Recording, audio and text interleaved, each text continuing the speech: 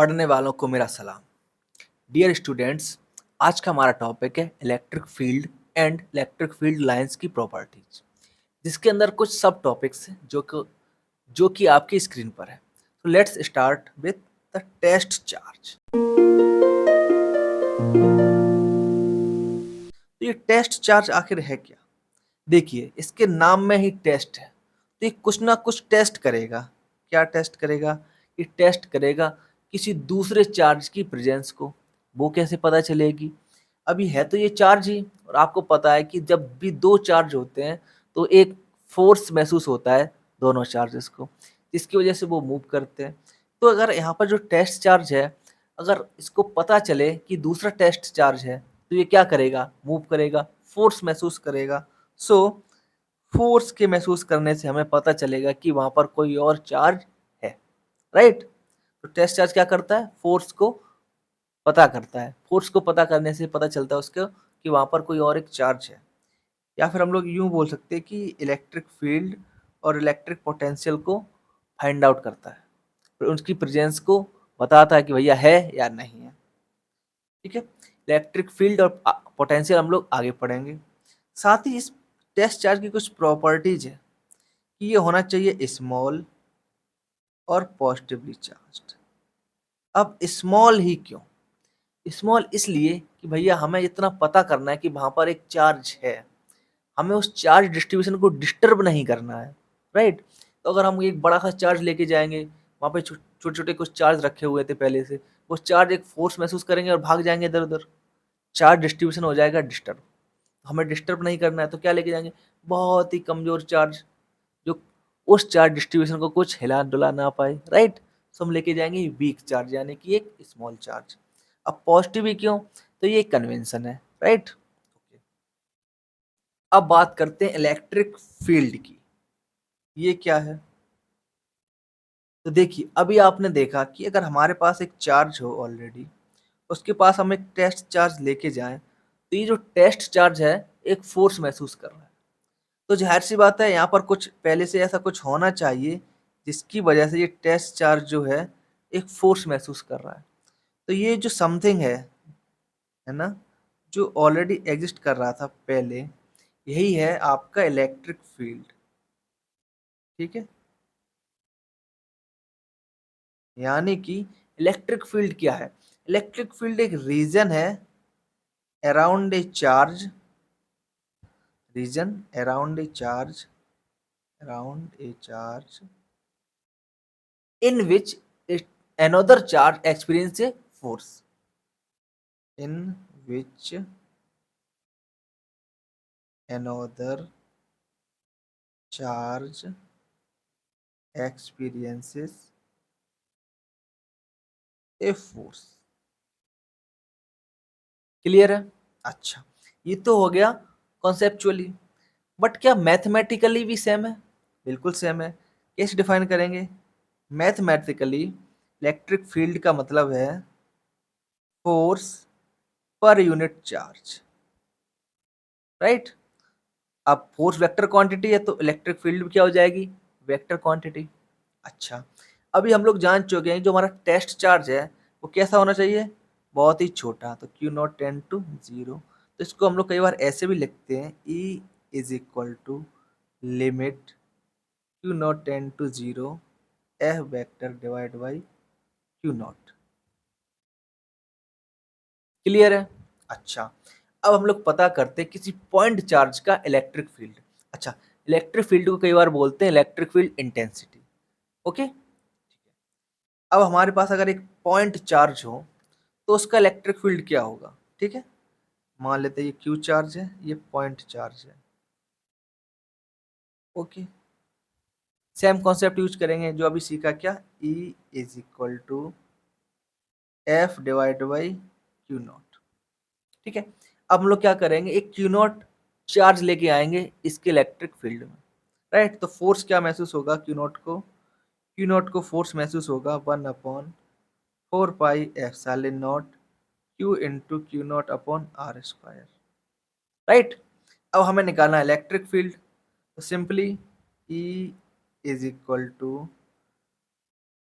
1/4 pi epsilon naught Q naught upon R square total divide by Q naught. अब Q naught से Q naught हो गया cancel, तो आपको क्या मिल गया, हमें यहाँ पे मिल गया 1/4 pi epsilon naught Q upon R square. ये हमको मिल गया इलेक्ट्रिक फील्ड, या फिर बोले electric field intensity due to a point charge. Right, clear है इतना? अच्छा, अब एक बात और बताइए कि मान लीजिए यहाँ पर अब एक से ज्यादा पॉइंट चार्ज है, तब क्या हो रहा होगा? राइट, कोई दिक्कत नहीं है। हम लोग क्या करेंगे, हम लोग क्या कर रहे थे, F divide by Q not कर रहे थे। अब हम लोग क्या करेंगे, यहाँ पे जो एफ है इसकी जगह क्या आ जाएगा, एफ रिजल्टेंट, जितने भी फोर्स हैं उनका रिजल्टेंट। राइट, अच्छा फोर्स क्या है, वेक्टर क्वांटिटी है, सो एफ रिजल्टेंट क्या हो जाएगा, हमेशा हो जाएगा F1, जो भी एक चार्ज होगा, कोई एक दूसरा चार्ज होगा, और जितने भी सारे चार्जेस हो।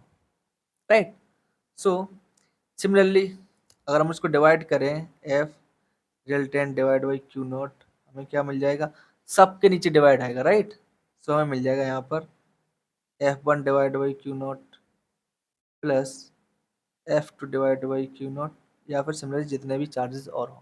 राइट, सो हमें यहाँ पे मिल जाएगा E resultant is equal to E1 vector plus E2 vector, या फिर जितने भी।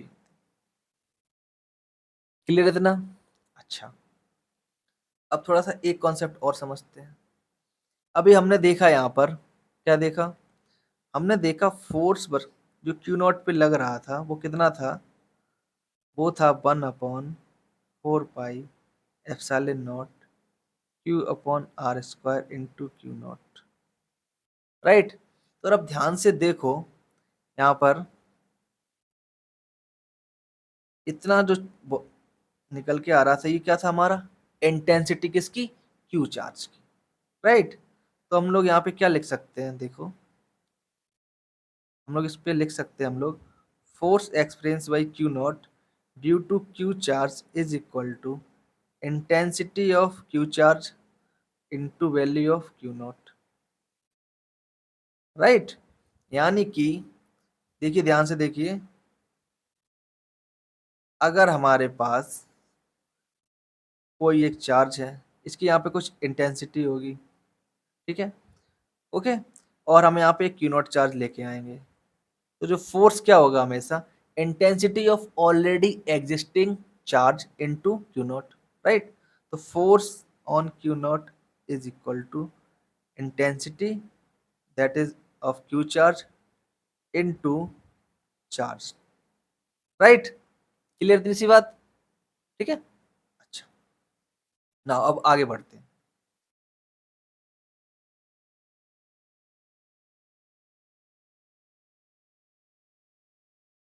अब बात आती है क्या, electric field lines and their properties. अब इलेक्ट्रिक फील्ड लाइंस क्या है, उसके बाद प्रॉपर्टी समझेंगे। राइट, सो अभी हमने देखा कि हम एक टेस्ट चार्ज लेके जाते हैं किसी दूसरे चार्ज के फील्ड में, और वो मूव करता है, क्यों, क्योंकि एक फोर्स लग रहा है। राइट, तो ये था हमारा एक, मान लो एक क्यू चार्ज, इसके पास हम लेके गए क्यू नॉट चार्ज। अब इस पे लगेगा फोर्स, इस फोर्स की वजह से ये करेगा मूव, जब ये मूव करेगा तो एक पाथ बनाएगा, वो जो पाथ है वही हो जाएगा अब हमारा क्या, इलेक्ट्रिक फील्ड लाइंस। ठीक है, अच्छा, और आप यहाँ पे एक बात ध्यान से समझिए कि इलेक्ट्रिक फील्ड लाइंस का वहां पे कोई लाइंस बनी होंगी पहले, लाइंस तो बनी नहीं होंगी, तो लाइंस कैसी होंगी, इमेजिनरी लाइंस होंगी। ठीक है, वहां पे कोई लाइन बनी हुई नहीं दिखेगी आपको। ठीक है, अच्छा, दूसरी चीज क्या कि इसको सबसे पहले किसने दिया, तो ये दिया माइकल फेराडे साहब ने। ओके, इस कॉन्सेप्ट को, इलेक्ट्रिक फील्ड लाइंस कॉन्सेप्ट को दिया माइकल फेराडे जी। अच्छा, यहाँ तक क्लियर है? तो यहाँ पे जो आपको बात याद रखनी है कि जो ये फील्ड लाइंस बन रही हैं, किससे बन रही हैं, मूवमेंट से टेस्ट चार्ज के, तो जो पाथ बनेगा भाई हमारा इलेक्ट्रिक फील्ड लाइंस है। इसी कॉन्सेप्ट का हम लोग यूज करेंगे इसकी प्रॉपर्टीज को समझने में। ओके, सो नाउ सबसे पहली बात क्या है, सबसे पहली प्रॉपर्टी क्या है कि इलेक्ट्रिक फील्ड लाइंस ओरिजिनेट होती हैं पॉजिटिव चार्ज से। किससे? पॉजिटिव चार्ज से। और एंड होती हैं नेगेटिव चार्ज पर। अब ऐसा कैसे?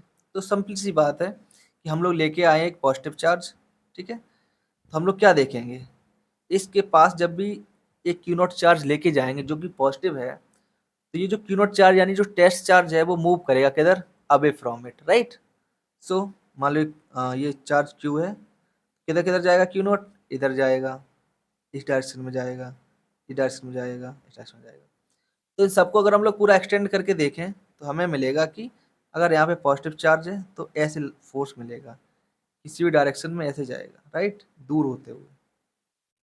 तो इन सबकी जो टेल है इन सारे वेक्टर्स की कहाँ दिख रही है? पॉजिटिव चार्ज पे ही। तो हम लोग बोल सकते हैं क्या, ये जो इलेक्ट्रिक फील्ड लाइन्स है पॉजिटिव चार्ज से ओरिजिनेट हो रहे हैं, निकल रहे हैं बाहर। वहीं अगर हमारे पास नेगेटिव चार्ज हो, ठीक है, नेगेटिव चार्ज है, तो ये जो क्यू नॉट है ये कहाँ जाएगा? इस नेगेटिव के पास जाएगा, कहीं भी रखोगे पास जाएगा इसका, राइट। तो हम देख पा रहे हैं कि जितने ये सारे वेक्टर्स हैं ये कहाँ जाके एंड हो रहे हैं, कहाँ जाके मिल रहे हैं? नेगेटिव चार्ज पे। तो हम लोग बोल सकते हैं कि जो इलेक्ट्रिक फील्ड लाइंस हैं वो एंड होंगी कहाँ पर? नेगेटिव चार्ज पर। क्लियर इतनी सी बात? ओके।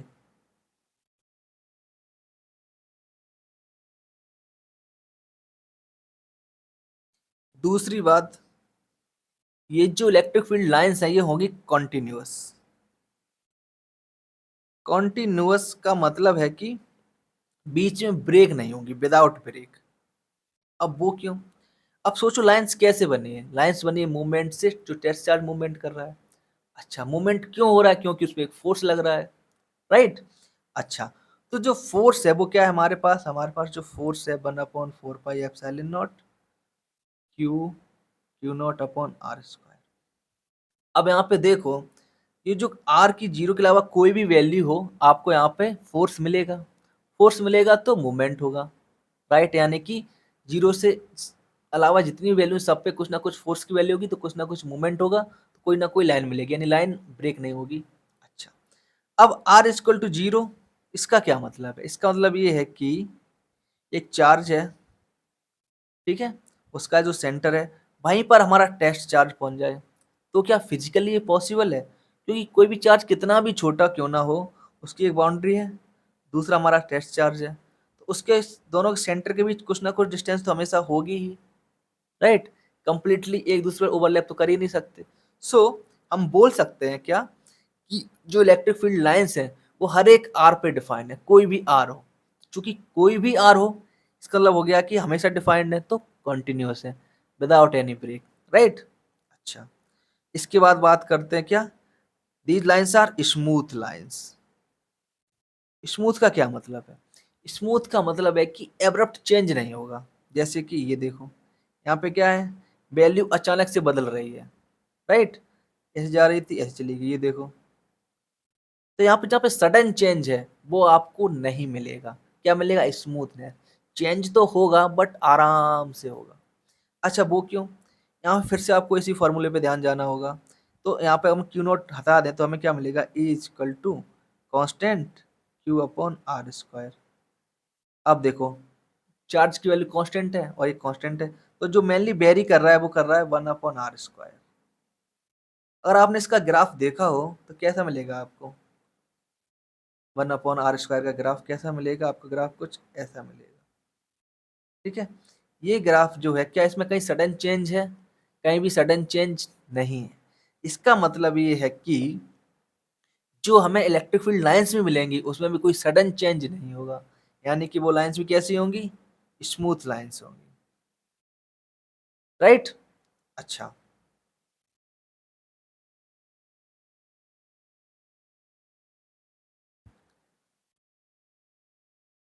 अब बात करते हैं पांचवी प्रॉपर्टी की। तो आपको ये समझना होगा कि जो इलेक्ट्रिक फील्ड लाइंस अगर आप उन पे टेंजेंट खींचे तो वो जो टेंजेंट बताएगी डायरेक्शन ऑफ ई का डायरेक्शन। वो क्यों? क्योंकि जो हमारा पाथ था वो ऑलरेडी किससे बन रहा था, फोर्स से, और फोर्स का डायरेक्शन और ई का डायरेक्शन सेम है, राइट। सो यहाँ से आपको मिलता है टेंजेंट जो खींचेगी वो बताएगी फोर्स का डायरेक्शन, फोर्स का डायरेक्शन और ई का डायरेक्शन सेम है, तो टेंजेंट आपको बताएगी ई का डायरेक्शन। क्लियर है? अच्छा, इसके बाद बात करते हैं क्या, नेक्स्ट प्रॉपर्टी की, जो ये बोलती है कि जो इलेक्ट्रिक फील्ड लाइंस हैं आपकी, वो कभी भी एक दूसरे को क्रॉस नहीं करेंगी, जैसे ऐसी नहीं होंगी, ऐसे ऐसे, एक फील्ड लाइन इधर है, दूसरी इधर है, और एक पॉइंट पे यहाँ पे क्या हो रही, क्रॉसिंग, ये पॉसिबल नहीं है। अच्छा, वो क्यों? तो इसके लिए आप सोचिए कि जो आपका पॉइंट ऑफ क्रॉसिंग है, जो पॉइंट ऑफ कटिंग है, वहां पर आपको दो पाथ मिल रहे हैं, यानी कि दो टेंजेंट मिलेंगे। तो जो चार्ज पार्टिकल है क्यू नॉट है, वो दो डायरेक्शन में जाएगा। बट हम जानते हैं, क्या ऐसा पॉसिबल है, क्या चार्ज पार्टिकल दो डायरेक्शन में जा सकता है? नहीं जा सकता। इसका मतलब हो गया कि दो डायरेक्शन तो पॉसिबल ही नहीं है। दो डायरेक्शन पॉसिबल नहीं है, इसका मतलब क्या डायरेक्शन पॉसिबल है, एक डायरेक्शन पॉसिबल है। तो एक कब होगा, जब क्रॉस ना करें, right. So electric field lines cross नहीं करेंगी, ठीक है। अच्छा, इसके अलावा एक प्रॉपर्टी आती है कि अगर मान लीजिए कोई कंडक्टर है और उस पर चार्ज डिस्ट्रीब्यूशन है और वो रेस्ट में है, ठीक है, जो चार्ज है वो मूव नहीं कर रहा है, यानी कि चार्ज है इक्विलिब्रियम में, तो क्या होगा, जो इलेक्ट्रिक फील्ड लाइंस हैं वो हमेशा परपेंडिकुलर होंगी सरफेस पे, surface of conductor in equilibrium. अब ऐसा क्यों? तो समझिए, मान लीजिए एक ये कोई चार्ज, और ये कंडक्टर है, इस पे सरफेस पे यहाँ पे चार्ज है, ठीक है। मान लेते इलेक्ट्रिक फील्ड लाइंस कुछ इस तरह से हैं, परपेंडिकुलर नहीं है। तो अब क्या होगा, देखो, इसके यहाँ पे दो कंपोनेंट हो सकते हैं, एक इस डायरेक्शन में, एक इस डायरेक्शन में, यानी एक परपेंडिकुलर, एक अलोंग द सरफेस। अब क्या है, अगर अलोंग द सरफेस है तो ई का डायरेक्शन क्या होता है, ई का डायरेक्शन मतलब होता है कि फोर्स का डायरेक्शन, राइट। तो जो फोर्स का डायरेक्शन है, तो फोर्स का एक कंपोनेंट है, तो फोर्स क्या करेगा, चार्ज को मूव करने की कोशिश करेगा। तो अगर यहाँ पे फोर्स लग रहा है, एक फोर्स का कंपोनेंट है, तो ये चार्ज इस तरफ जाएगा, बिल्कुल जाएगा। और हम बोल रहे हैं कि इक्विलिब्रियम में है, कि चार्ज मूव नहीं कर रहा है, राइट। तो मूव नहीं करने के लिए क्या होना चाहिए भैया, एलोंग द कंपोनेंट तो नहीं हो सकता सरफेस के। अच्छा, ठीक है, ना इस डायरेक्शन में ना ही इस डायरेक्शन में, क्योंकि अगर दूसरे अपोजिट डायरेक्शन में होगा तो अपोजिट डायरेक्शन मूव करने लगेगा चार्ज। तो हमें चाहिए भैया कि सरफेस के अलोंग तो ई का कोई कंपोनेंट होना ही नहीं चाहिए, अगर वो रेस्ट में है तो। देन क्या बचेगा, केवल परपेंडिकुलर कंपोनेंट, क्योंकि सरफेस से चार्ज कूद के एक अंडर वाले से एक बहुत बड़ा स्ट्रांग फोर्स लग रहा है, तब जाएगा, अदरवाइज वो नहीं जाएगा, क्योंकि उसका खुद का भी एक एटम के साथ एक होल्ड रहता है, राइट। सो हम लोग यहाँ पे बोल सकते हैं कि जो इलेक्ट्रिक फील्ड है वो किसी कंडक्टर पे केवल और केवल परपेंडिकुलर मिलेगी, अगर इलेक्ट्रिक चार्ज जो है रेस्ट में है, राइट। अगर चार्ज मूव कर रहा है उस डायरेक्शन, उस टाइम की बात नहीं की जा रही है, जब की बात की जा रही है जब इलेक्ट्रिक चार्ज रेस्ट में है, ओके। अच्छा, इसके अलावा एक कॉन्सेप्ट और आता है कि जो इलेक्ट्रिक फील्ड इंटेंसिटी है आपकी, उसकी वैल्यू होगी number of field lines divide by area perpendicular to the field lines. यानी कि फील्ड लाइन ऐसी है तो ऐसा एरिया परपेंडिकुलर जो आपको दिखेगा, राइट। जैसे फील्ड लाइंस है, एरिया परपेंडिकुलर की बात की जा रही है, okay. E is equal to number of field line divide by area, right. अब इन सारी प्रॉपर्टीज को मिला के हम लोग कुछ फील्ड लाइंस ड्रॉ करते हैं जिससे आपको अच्छे समझ में आए। अच्छा, तो सबसे पहली बात जो हमने सीखी थी कि पॉजिटिव चार्ज के साथ क्या करेंगी, बाहर जाएंगी, ठीक है, ओरिजिनेट हो रही हैं, ओके। अब ये जो फील्ड लाइंस, अगर ये चार्ज स्फेरिकल है तो हमेशा क्या मिलेगा, परपेंडिकुलर, ना भी होता तभी परपेंडिकुलर मिलती, राइट। जो सरफेस है, नेगेटिव चार्ज है तो इस पे एंड हो गई आके, ठीक।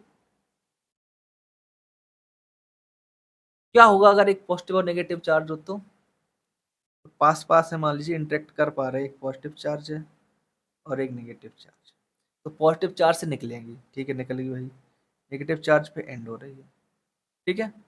तो एक ही लाइन होगी नहीं, बहुत सारी होंगी, क्योंकि हर एक पॉइंट पे आपको एक फोर्स मिलेगा तो एक पाथ भी मिलेगा। ठीक है। अच्छा, ये जो एंड हो रही है, याद याद रखिएगा, चार्ज पे एंड हो रही है तो वहां पे यहाँ पे परपेंडिकुलर ही होगी, राइट, दोनों ही जगह पे। यहाँ से दूर जा रहा है, यहाँ पास आ रहा है। अब ये कुछ लाइंस ऐसे बना दी मैंने, सॉरी ये थोड़ा बड़ी हो गई। ठीक है। और कुछ हमने ऐसे छोड़ दी।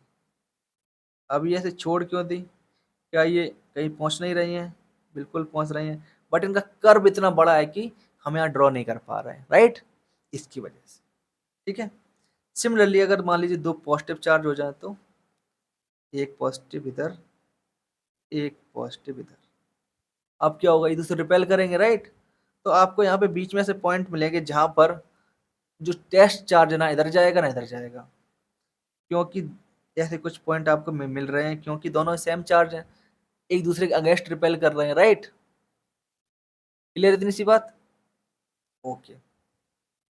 सो इस कंडीशन में आपको यहाँ पे जो एक लाइन ऐसी मैं कनेक्ट किए दे रहा हूँ यहाँ से यहाँ तक, और फिर लाइंस ऐसी, क्योंकि किसी भी यहाँ पर इन पॉइंट्स पे जो क्या होगा, आपको जो नेट फोर्स इधर तो मिलेगा नहीं, ये जाएगा ऊपर की तरफ, राइट। सो यहाँ पर आपको लाइंस कुछ ऐसी मिलेगी। जब भी आपको लाइन बनाने में डिफिकल्टी हो, आप एज्यूम कीजिए कि टेस्ट चार्ज रखा हुआ है, उसका वो कैसा मूवमेंट होगा, वही मूवमेंट आपको बताएगा कि इलेक्ट्रिक फील्ड की जो लाइंस है वो कैसी होंगी। ठीक है।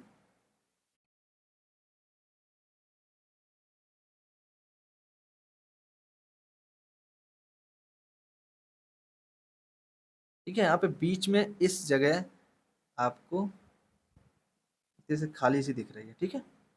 ओके। तो यहाँ पर जहाँ पे इलेक्ट्रिक फील्ड जीरो हो जाएगा उनको बोलते हैं क्या, न्यूट्रल पॉइंट। ओके। ऐसे पॉइंट्स क्या कहलाएंगे, न्यूट्रल। क्यों? क्योंकि भैया कुछ है नहीं, राइट। इतनी सी बात क्लियर है।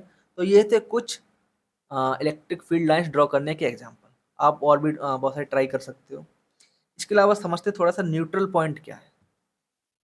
मान लीजिए आपके पास यहाँ पे एक चार्ज पॉजिटिव है और एक दूसरा चार्ज पॉजिटिव है। तभी हमने देखा कि न्यूट्रल पॉइंट कहाँ मिलेंगे, बीच में। देखो तीन, वन स्पेस, दूसरा जगह, तीन रीजन है, कहाँ मिलने चाहिए, यानी कि इलेक्ट्रिक फील्ड जो है कहाँ पर ऐसा हो कि जीरो हो जाए। अब देखो अगर हम लोग इस थर्ड पॉइंट पे देखें तो चाहे फर्स्ट चार्ज हो और चाहे सेकंड चार्ज हो, दोनों की ही वजह से क्या होगा, इलेक्ट्रिक फील्ड जाएगा आउटवर्ड, इस पॉइंट से इधर फर्स्ट की वजह से और इसी पे सेकंड की वजह से। तो क्या कैंसिल आउट हो पाएगा? कैंसिल आउट नहीं हो पाएगा। सिमिलर रीजन फर्स्ट रीजन में देखिए, इधर फर्स्ट की वजह से, इधर ही सेकंड की वजह से, क्योंकि दोनों ही चार्ज पॉजिटिव है तो धक्का लगाएंगे, राइट, सेम डायरेक्शन में, away from each other. Now जब अगर हम बीच की रीजन की बात करें, राइट, तो फर्स्ट तो लगाएगा इस डायरेक्शन में और सेकंड लगाएगा इसके अपोजिट डायरेक्शन में। तो कहीं ना कहीं हमें बीच का एक रीजन मिलेगा, पॉइंट मिलेगा, जहां पर जो इलेक्ट्रिक फील्ड है वो हो जाएगी zero, E is equal to zero. तो आपको मिलेगा वहां पर क्या, न्यूट्रल पॉइंट।